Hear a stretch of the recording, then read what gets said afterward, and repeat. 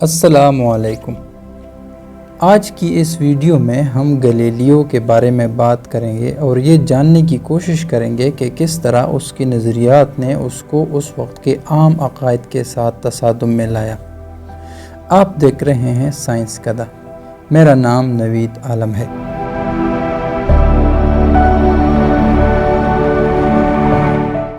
Galileo پہلی دفعہ 1586 عیسوی میں سائنسی دنیا کی توجہ میں آیا جب اس نے ایک کتاب شائع کی تھی جس میں وزن کرنے والے ایک مشین کے ڈیزائن کے بارے میں لکھا تھا۔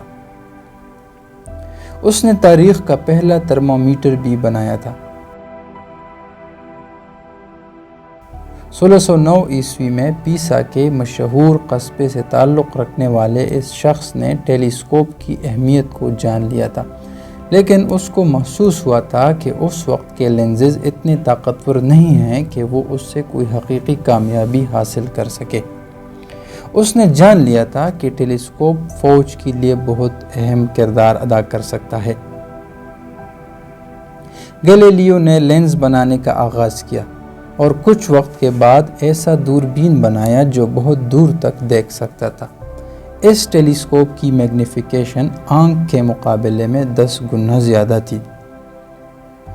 وہ 1609 عیسوی میں پاڈوا سے وینس آیا، جہاں پر اس نے سینٹ کے ممبران کو مارکس باسیلیکا میں گھنٹی ٹاور کی چوٹی پر چڑھنے کی دعوت دی اور ان کو اپنی نئی ایجاد کردہ ٹیلیسکوپ سے سمندر کو دیکھنے کا کہا۔ اس کی نئی ایجاد کردہ ٹیلیسکوپ بحری جہازوں کو آنکھ کے مقابلے میں پورے 2 گھنٹے پہلے دیکھنے کے قابل تھی۔ ڈیوک آف وینس لیونارڈو ڈوناٹو کو اس نئی ایجاد کردہ ٹیلیسکوپ کی اہمیت کا احساس ہوا۔ یہ ٹیلیسکوپ سمندر میں دشمن کی پیش قدمی سے کئی گھنٹے پہلے خبردار کر سکتا تھا۔ لیونارڈو ڈوناٹو نے گلیلیو کے ٹیلیسکوپ کو بحری فوج میں استعمال کرنا شروع کیا اور گلیلیو کو انعام کے طور پر لیکچرر کی نوکری سے نوازا اور اس کی تنخواہ دگنی کر دی۔ یہ انعام تو کافی تھا، لیکن گلیلیو اور اس کی ٹیلیسکوپ ایک ایسے دور کا آغاز کر رہے تھے جو تہذیب کو ہمیشہ کے لیے بدل کر رکھ دے گا۔ 7 جنوری 1610 میں گلیلیو نے اپنی ٹیلیسکوپ کا رخ زمین سے آسمان کی طرف کیا اور جو کچھ اس نے دیکھا اس نے دنیا کو ہمیشہ کے لیے بدل دیا۔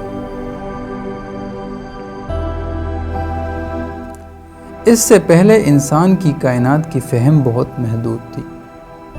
انسان کی آنکھ صرف چاند اور ستاروں تک محدود تھی۔ ان ستاروں میں سب سے روشن ستارے مختلف سمتوں میں ایک مدار میں جاتے دکھائی دیتے تھے اور کوئی بھی اس کی وجہ بتانے کے قابل نہیں تھا۔ اس وقت یہ خیال کیا جاتا تھا کہ زمین کائنات کے مرکز میں واقع ہے اور سورج، چاند اور ستارے سب اس کے گرد گھومتے ہیں اور یہ کہ تمام آسمانی اجسام ہموار گولے ہیں۔ لیکن جب گلیلیو نے اپنی دوربین کے ذریعے چاند کا مطالعہ کیا تو اس نے چاند پر بھی وادیاں اور گڑھے دیکھے اور کہا کہ صرف ہمارا سیارہ منفرد نہیں ہے، جیسا کہ کئی نسلوں نے ہمیشہ سے اصرار کیا تھا۔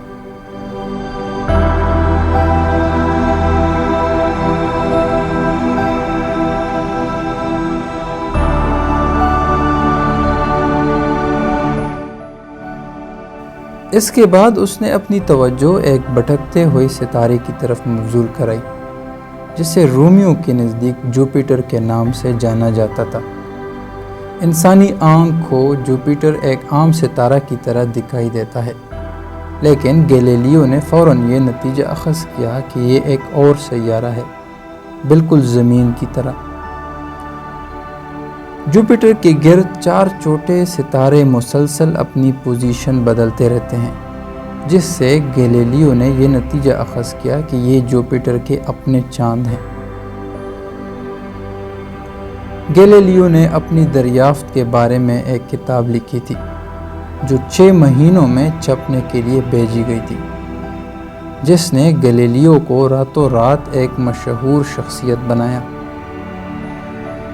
تاہم دوسرے سائنسدان گیلیلیو پر ہنسے اور کہا کہ گیلیلیو ایک بنیادی غلط فہمی میں مبتلا ہے اور اس کی دریافت کوپرنیکس کی بات کی تصدیق ہے، جس نے تقریباً 100 سال پہلے کہا تھا کہ سورج ساکن ہے اور زمین اور دوسرے سیارے اس کے گرد گھومتے ہیں۔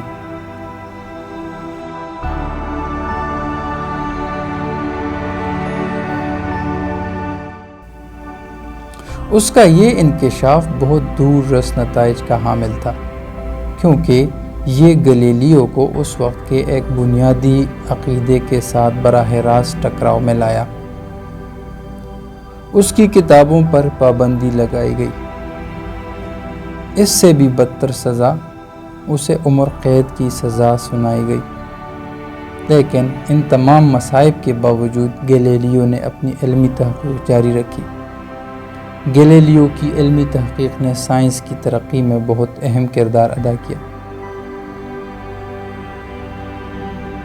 آج تک کے لیے بس اتنا ہی۔ اسی طرح کی مزید ویڈیوز دیکھنے کے لیے ہمارے چینل کو سبسکرائب کریں۔ شکریہ۔